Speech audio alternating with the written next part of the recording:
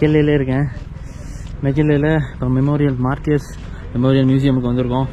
இவங்களோட ஆட்சி காலத்தில் மட்டும்தான் எத்தியோப்பியா வந்து ரொம்ப மோசமான நிலைமைக்கே போச்சு. ஆக்சுவலாக பசியில் மட்டுமே திட்டத்தட்ட இந்த ஏரியாவில் 2 லட்சம் பேர் செத்துருக்காங்க. ரொம்ப ரொம்ப வந்து கேவலமான விஷயம். இந்த இடத்த அவங்க ஒரு பேஸாக யூஸ் பண்ணி நிறைய பேர் கொடுமைப்படுத்தி பாருங்கள், எல்லாமே ஹேண்ட் கப்ஸு கீழே இருக்கிறது.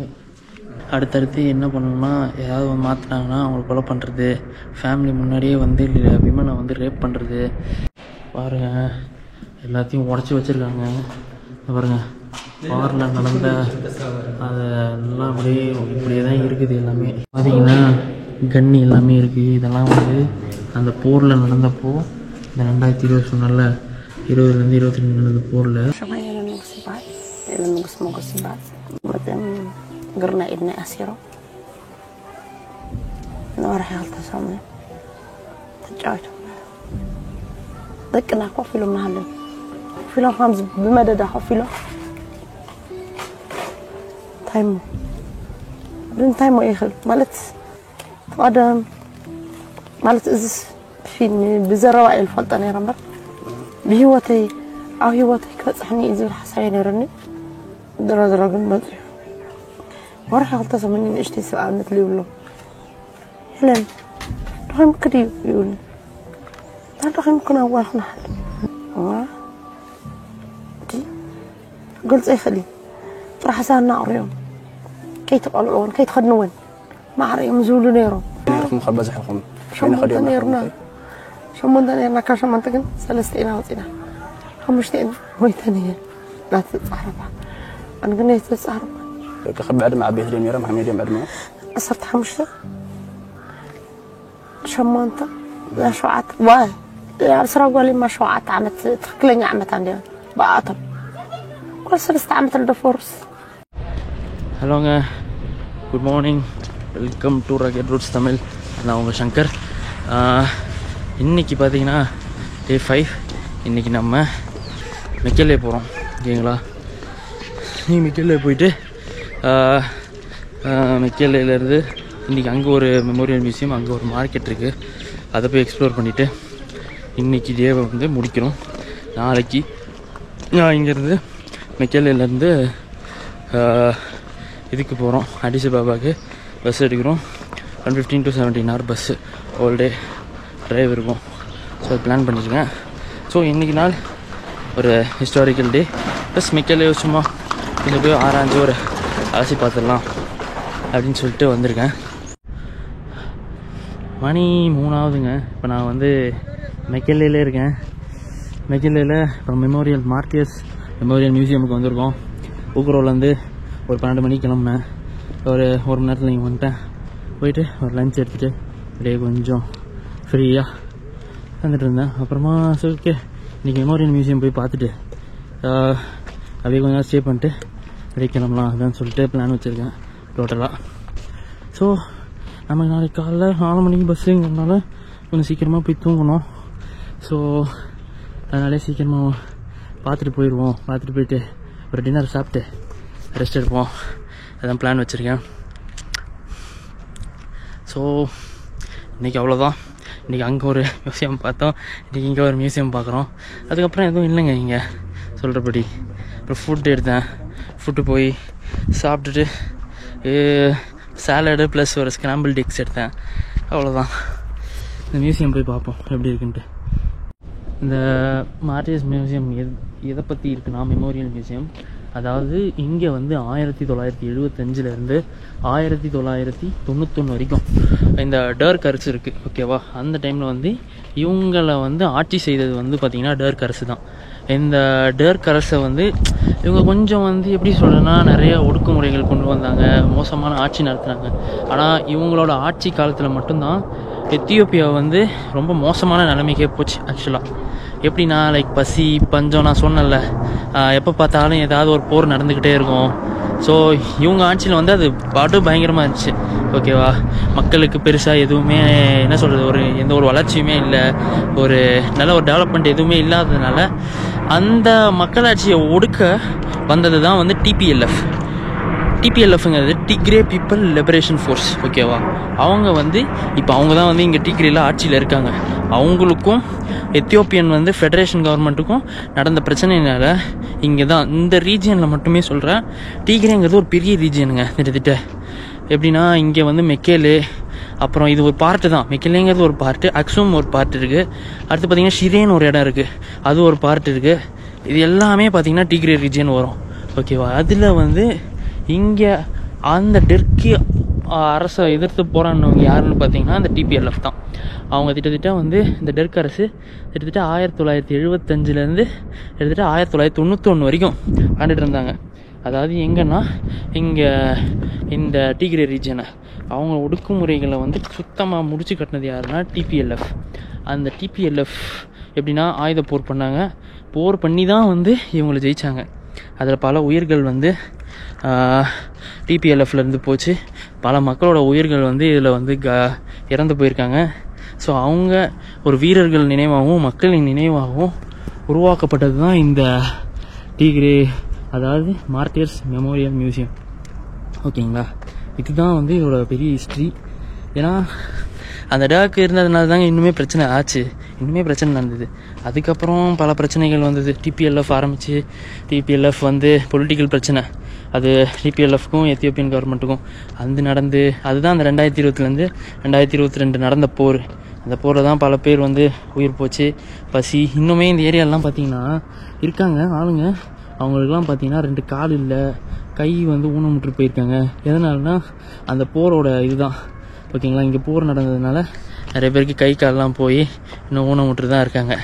அதெல்லாம் அவங்களுக்கு காட்டல, ஏன்னா நான் பார்த்தேன் எல்லாத்தையுமே. ஸோ சிலதெல்லாம் எடுக்கக்கூடாது, அதனால நான் அதை பற்றி எடுக்கலை. ஸோ இது எல்லாமே வந்து பார்த்திங்கன்னா இவங்களோட நினைவாக தான் வந்து இந்த ஒரு இதையே வந்து நிறுவியிருக்காங்க டோட்டலாக. ஸோ இதுதான் இதோட ஹிஸ்ட்ரி. ஓகேங்களா?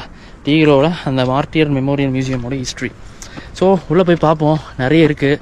அவங்க போரில் பயன்படுத்தின ஆயுதங்கள் மற்றும் மற்ற என்னென்ன ஆவணங்கள் எல்லாமே இருக்கும். அதுவும் முடிஞ்சால் போய் பார்ப்போம். டைம் இருந்தால் பார்ப்போம். அது இருக்கான்னு தெரில, ஏன்னா நம்ம அந்த பாருங்கள் பெருசாக கட்டியிருக்காங்க, அது மட்டும் இருக்குது. இருந்தால் போய் பார்த்துட்டு என்ன இருக்குன்னு தெரிஞ்சுப்போம் போயிட்டு. இது ஒரு ஹிஸ்ட்ரி தான் நான் சொன்னது, ஒரு மேலோட்டமாக சொல்லியிருக்கேன். இன்னும் பல விஷயங்கள் இருக்குது, அதை நான் டீட்டெயில்டாக சொல்கிறேன் அப்புறமா. சரிங்களா? ஃபோட்டோஸ்லாம் இருக்குது. ஃபோட்டோஸில் ஸ்டாச்சூஸ்லாம் பாருங்கள். இந்த ஸ்டாச்சூஸில் நிறைய டெபிக்ஷன்ஸ் இருக்குது. அதாவது ஃப்ரண்ட்டில் என்ன இருக்குன்னா, அதில் வந்து துப்பாக்கியோட அதில் குழந்தைய கூட்டிகிட்டு அப்புறம் ஒரு விமன் அவங்களும் வந்து போருக்கு போகிறாங்க. எதுக்குன்னா அகெயின்ஸ்ட் டர்க்கு. இதில் வந்து இராணுவம், இதில் வந்து அவர் வந்து அவங்க குழந்தைங்களையும் அவங்க ஒய்ஃபையும் விட்டுட்டு இந்த போருக்கு போயிட்டுருக்காரு. அதை பற்றி பேசுகிறாங்க. இதில் வந்து டர்க்கு எதிர்த்து எதுவுமே பேசாமல் இருந்ததுனால அவங்களுக்கு என்னென்ன பனிஷ்மெண்ட்டு கொடுத்தாங்கங்கிறதுக்கு அது ஒரு இது என்னென்னா, இது வந்து ஒரு பெரியவர் வந்து அவரோட பொண்ணை வந்து பிடிச்சிட்ருக்காரு. இது எதை குறிக்குதுன்னா ஃபெமைன், அப்புறம் வந்து மக்கள் வந்து இந்த இடத்த விட்டு இன்னொரு இடத்துக்கு, அதாவது இந்த டிகிரே ரீஜியனை விட்டுட்டு ஒரோமியா, சவுத் சுடான் இந்த மாதிரி நாட்டுகளுக்கு வந்து புலம்பெய ஆரம்பித்தாங்க இங்கே நடக்கிற கொடுமையால். அதில் இவங்க வந்து அவரோட கண் முன்னாடி ஒரு பொண்ணு வந்து உயிர் நீத்ததை சொல்கிறாரு. ஸோ இது ஒரு டைப் ஆஃப் ஹிஸ்ட்ரி இங்கே நடந்ததில். ஓகே, இந்த ஒர்க்கு பாருங்கள். சில ஹிஸ்ட்ரி வந்து இதில் சொல்லியிருக்காங்க. The enemy was committing endless operations on the people. Those and severe drought led the people to the victims of the displacements and mass immigrations. The combatants were treating the people while exiling on one hand and fighting the enemy on the other. என்ன சொல்கிறாங்கன்னா, மக்கள் வந்து சரியான வந்து பஞ்சம், ஓகேவா? அதாவது வந்து ட்ராட், ஃபெமைன் வந்துச்சு. அந்த ட்ராட்டில் இருந்து தப்பிக்கிறதுக்கு மக்கள் என்ன பண்ண ஆரம்பித்தாங்கன்னா, ஒரு பக்கம் எனிமியும் சமாளிக்கணும், அதாவது இந்த டர்க் கம்யூனிட்டி அவங்களையும் சமாளிக்கணும். ஒரு பக்கம் இந்த பிரச்சனை ட்ராட்டையும் சமாளித்து, அதுதான் அவங்க வந்து இங்கேருந்து புலம்பெயர நினச்சாங்க. ஏன்னா இங்கே வந்து ரொம்ப கடுமையான இது தான், பஞ்சம் தான். ஏன்னா இங்கே பார்த்தீங்கன்னா இடமே காஞ்சி தான் கிடக்கும் ஆக்சுவலாக. ஸோ அந்தளவுக்கு ஒன்றுமே இல்லைங்கிற பட்சத்தில் ஒரு எனிமியும் சண்டை போட்டு இங்கே காம்பேக்ட் பண்ணி அந்த பசி பஞ்சம் இதையும் காம்பேக்ட் பண்ணி அடுத்த நாடுக்கு புலம்பெய ஆரம்பித்தாங்க. அது வரைக்கும் பாருங்கள் எல்லாம் அந்த ஸ்டாச்சூஸ் எல்லாமே அதை பற்றி தான் சொல்லுது. ஆக்சுவலாக ஒரு ரிப்போர்ட் நான் படித்தது வரைக்கும் நான் சொல்கிறேன். என்னென்னா, பசியில் மட்டுமே திட்டத்தட்ட இந்த ஏரியாவில் 2 லட்சம் பேர் செத்துருக்காங்க. ரொம்ப ரொம்ப வந்து கேவலமான விஷயம். ஒரு என்ன சொல்கிறது, ஒரு அடிப்படை ஒரு விஷயங்க. இது வந்து மக்களுக்கு வந்து என்ன தேவை, ஒரு வந்து உணவு தான். என்னை பொறுத்த வரைக்கும் உணவு, கல்வி, மருத்துவம், இது 3மே வந்து இங்கே கிடையாது. இது 3மே கிடையாமல் மக்கள் வந்து பல அவஸ்தைப்பட்டுருக்காங்க இங்கே இன்னுமே.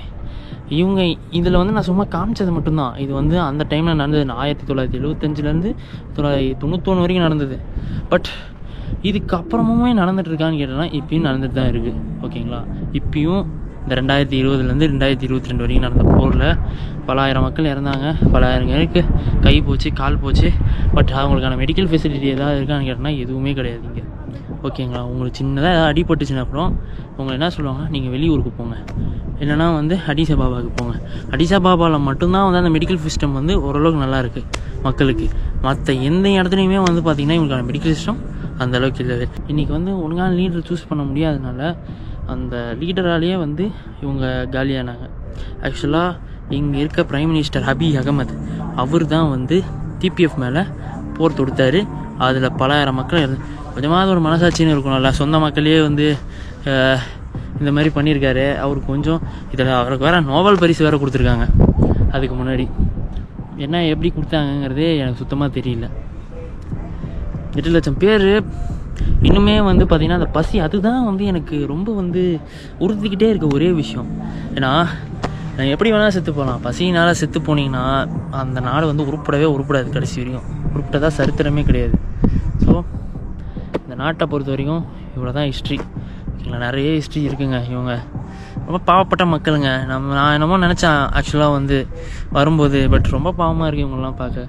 எவ்வளோ வந்து என்ன சொல்கிறது, எதுவுமே இல்லைனாலுமே ஹாப்பியாக இருக்காங்க.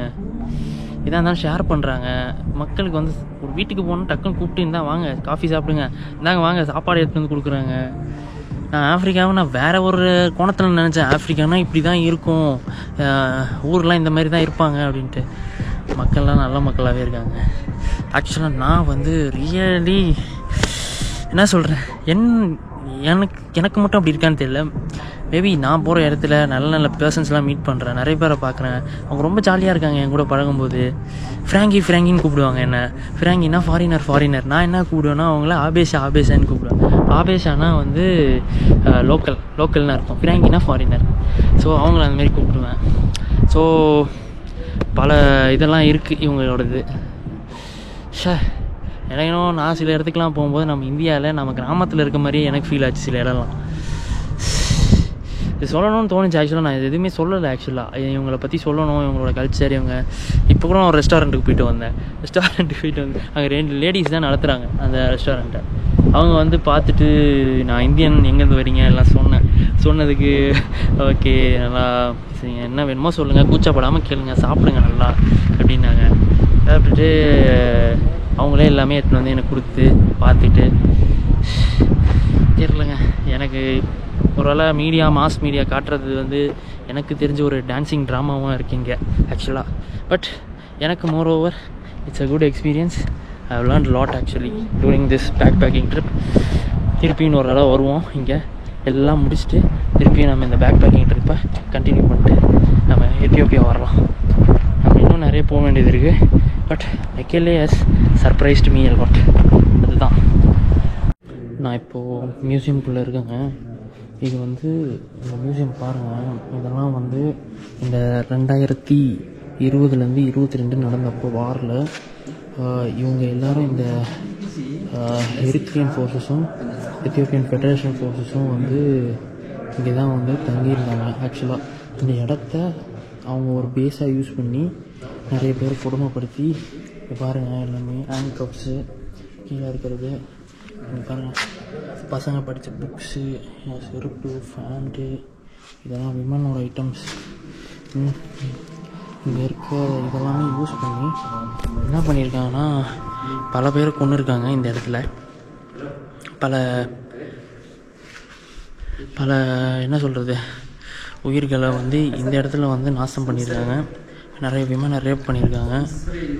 நிறைய ஃபேமிலிஸை கடத்திட்டு வந்து இங்கே வச்சு டார்ச்சர் பண்ணியிருக்காங்க. எல்லாமே இருக்கீங்க ஆக்சுவலாக. ஸோ இது வந்து ஒரு பேஸ்மெண்ட்டாக யூஸ் பண்ணியிருந்தாங்க இந்த இடத்த. ஸோ ரொம்ப கஷ்டங்க. அவர் சொன்னார் சில விஷயங்கள்லாம் என்னென்னா, இங்கேயே இருப்பாங்களாம், எங்கேயே அடுத்தடுத்து என்ன பண்ணணும்னா ஏதாவது மாற்றினாங்கன்னா அவங்களை கொலை பண்ணுறது, ஃபேமிலி முன்னாடியே வந்து விமனை வந்து ரேப் பண்ணுறது, நிறைய விஷயங்கள் பண்ணியிருக்காங்க இங்கே ஆக்சுவலாக. அதேமாரி வந்து பாத்ரூம் கூட இங்கே தான் போவாங்களாம், அந்தந்த இடத்துல சின்ன சின்ன இடத்துல போய் போவாங்களாம். என்ன கொடுமைங்க இது ஆக்சுவலாக. மோசம். என்னை பொறுத்த வரைக்கும் ஒரு மோசமான துயர சம்பவம் இங்கே நடந்திருக்கு. எந்த மீடியாலையுமே இது வரல. நம்ம மட்டும்தான் எக்ஸ்க்ளூசிவாக வந்து இதை பற்றி காட்டுறோமே இங்கே. அதை வந்து கேட்கும்போதே எனக்கு ஒரு மாதிரியா இருந்துச்சு ஆக்சுவலாக. பாருங்கள், எல்லாத்தையும் உடச்சி வச்சுருக்காங்க. பாருங்கள், பாரில் நடந்த அதெல்லாம் இப்படியே தான் இருக்குது. எல்லாமே ரொம்ப மோசம் பண்ணி வச்சுருக்காங்க. இங்கே பாருங்கள், கண்ணாடியெல்லாம் அப்படியே உடச்சி வச்சுருக்காங்க. இங்கே சரியான வேலை பார்த்துருக்காங்க இங்கே இந்த எரித்ரியன் ஃபோர்ஸும் இந்த சென்ட்ரல் கவர்மெண்ட்டும். இங்கே என்னத்த சொல்கிறதுங்க, ரொம்ப கஷ்டங்க. இங்கே பாருங்கள், அதுக்கு எவ்வளோ மாதிரி ஓட்ட கிடையாதுன்ட்டு உடச்சி போட்டு வச்சுருக்காங்க. இதெல்லாம் பேஸாக யூஸ் பண்ணிட்டுருக்காங்க. இவங்க தான் வந்து அந்த மார்டியர்ஸு. அதான் வந்து அந்த சொன்னல உயிர் விட்டாங்கன்னு சொல்லிட்டு என்ன பண்ணி வச்சுக்கிறாங்கன்னு பாருங்கள். கண்ணெல்லாம் வரைஞ்சி வச்சு உடச்சி வச்சு என்னென்னமோ பண்ணி வச்சுருக்காங்க. இவங்க வந்து இடத்தையும் நாசம் பண்ணி வச்சுருக்கானுங்க மொத்தமாக. என்னத்தங்க சொல்கிறது, சொந்த நாட்டில் உயிர் விட்டுருக்காங்க. அவனுங்க பாருங்க, கண்ணில் இந்த மாதிரி வரைஞ்சி விட்றது, இங்கே வரைஞ்சி விட்றது, இங்கே என்ன சொல்கிறதுனே தெரில எனக்கு சுத்தமாக. இடத்தையும் பாருங்கள், நாசம் பண்ணி தான் வச்சுருக்கானுங்க பயங்கரமாக. எல்லாத்தையுமே வச்சு தான் வச்சுருக்கானுங்க. இவன் வச்சு தான் வச்சுருக்கானுங்க. பாரு, இவன் வச்சு வச்சுருக்கானுங்க. எங்கேயும் கண்ணாடி எல்லாத்தையும் வச்சு வச்சுட்டு எல்லாத்தையும் திருடிட்டு போயிருக்காங்க இங்கேருந்து. என்ன சொல்கிறது, மோசங்க, ரியலி மோசம். நான் எக்ஸ்பெக்ட் பண்ணல இது. பரவாயில்ல, இங்கே ஏதாவது வச்சுருக்கானுங்களே லிஸ்ட்டு. இங்கே பாருங்க, இதெல்லாம் வந்து சமைச்சி சாப்பிட்ருக்கானுங்க இந்த ஏரியாலெலாம். என்னென்ன பண்ணியிருக்கானுங்க பாருங்க. சிபிஓ உடச்சி போட்டு வச்சுருக்காங்க. உடச்சி போட்டு எல்லாத்தையும் வந்து எடுத்து போட்டு கொளுத்தி இங்கே தான் உட்காந்து சாப்பிட்ருக்கானுங்க.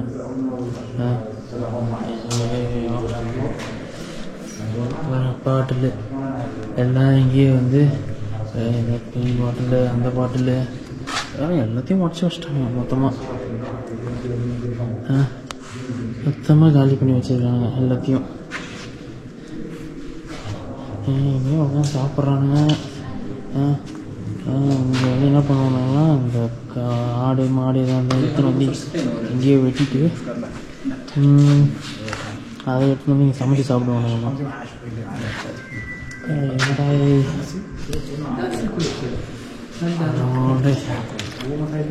பார்த்தீங்கன்னா கன்னி எல்லாமே இருக்குது. இதெல்லாம் வந்து அந்த போரில் நடந்தப்போ, இந்த 2020 சொன்னால 20 22 நடந்த போரில் இவ்வளோ கன்ஸையும் விட்டுட்டு போயிருக்காங்க. எல்லாமே வந்து காம்பவுண்டை சுற்றி இருந்து தான் இந்த கன் எல்லாமே. இவங்க என்ன பண்ணியிருக்காங்க, இங்கே புதுசாக வந்து கேஸ்லாம் உடஞ்சி போய் கிடந்துருக்கு. இந்த கிளாஸெல்லாம் வந்து திருப்பியும் ரெடி பண்ணி இந்த கன்னெல்லாம் எடுத்து வந்து போட்டிருக்காங்க. எவ்வளோ கன்று பாருங்கள், அவ்வளோ கன்று இருக்குங்க. எல்லாத்தையும் இங்கேயே விட்டு போயிருக்கானுங்க. எப்பா கேட்கும்போதே எனக்கு ஒரு மாதிரியாக இருக்குது இதெல்லாம் கேட்கும்போதே. ஐயோ, சீரியஸாக வந்து பெரிய ஜினோசைட் பண்ணியிருக்கானுங்க. தன்னோட நாட்டு மக்களை அவனுங்களே அழிச்சிருக்கானுங்க. என்ன சொல்கிறதுன்னு தெரியல ஒரு பக்கம் எல்லாம் கேட்கும்போது.